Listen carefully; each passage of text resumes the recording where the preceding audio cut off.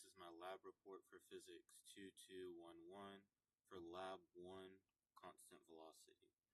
Today I will be investigating the constant motion of a marker as it travels in a straight line.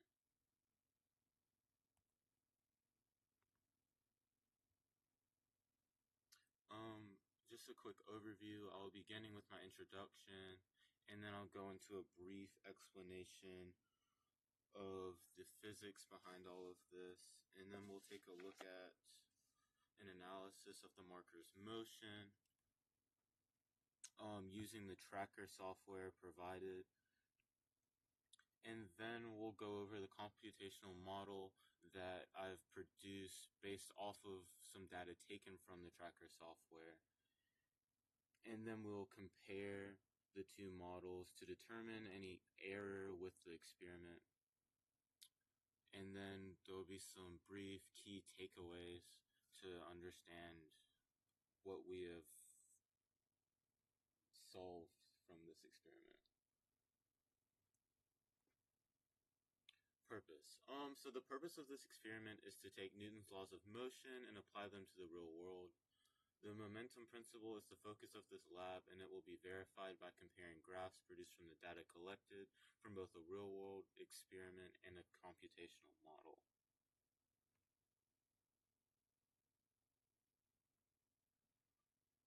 The momentum principle. This principle explains how the net of the forces acting on a system from its surroundings impact and change its momentum over time. However, if the net force is equal to 0, then there will be no change in its momentum, and the velocity will be constant.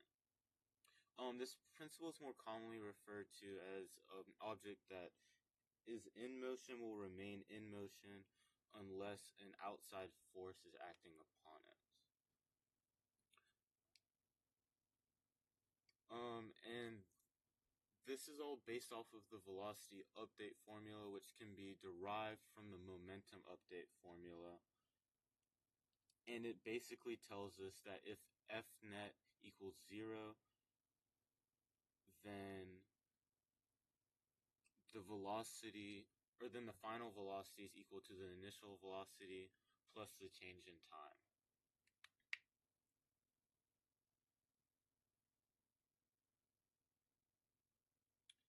And F net will equal 0 when the surrounding forces acting upon a system equals 0, when the net of the surrounding forces acting upon a system is equal to 0.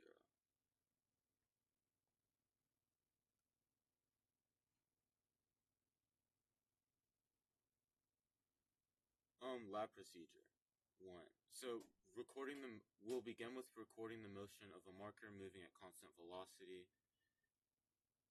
Then we'll analyze the video in tracker software, and then we'll manipulate the starter code in GlowScript to computationally model the marker's motion, and we'll do this by taking some of the values that we get from the tracker software and input that into our code to predict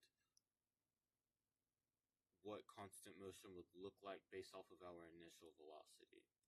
And then we'll compare the graph produced from the computational model with the graph produced from the tracker software, and we'll see if there's any error between the graphs based off of if they split from each other and are differ in any way.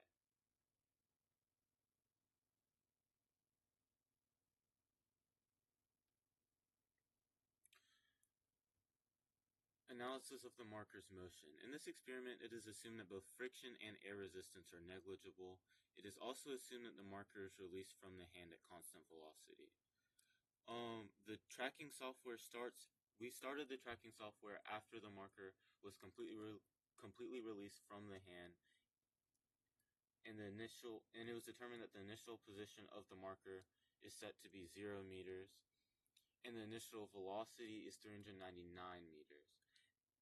Now, this value has been scaled up due to error with the calculations from the software. However, this doesn't affect the comparison between the graphs because they're both scaled the same. This is a copy of the code that we use for the GlowScript, or that I use for the GlowScript.